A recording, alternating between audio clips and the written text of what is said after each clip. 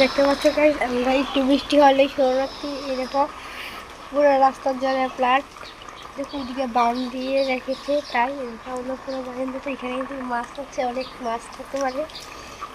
এই দেখুন জল আছে, ওইদিকে আরো জল আছে, দেখাচ্ছে আমাদের বাড়ি কীভাবে জল যাচ্ছে কি পরিমাণে। এটা দেখো ফুল গাছ, তো বাড়িতে দেখতে পাচ্ছ। এই দেখো আমাদের পুকুরটি, এটা আমাদের ঘর। আর এই দেখতে এসেছি জল কতটা পাশে আছে, তো জল যদি দেখতে আসি না তাহলে আমরা সবাই এই দেখো ডেলি কিন্তু এটা ফুল হয়ে গেছে। তো এই সাইডে কেন একটা গোবর করা আছে, এই সাইডে আমার পিসির ঘর। তো পিসির ঘর তারা সরতে হয়ে গেছে। কিরে বল তুই কি তাই করস? তোরা গরম তো শরণার্থী দিকে আসে গা, জল তো অনেক আইছে, দেখতে তো পাচ্ছ তোমরা। এখান থেকে কিন্তু শিঙি মাছ, জাগর মাছ, কই মাছ ধরা যায়। তো তোমরা কারা কারা দিকে আসবে, এসে মাছ ধরতে পারো। দেখো বনের কুঞ্জিটা পুরো ভিজে চুবা হয়ে গেছে।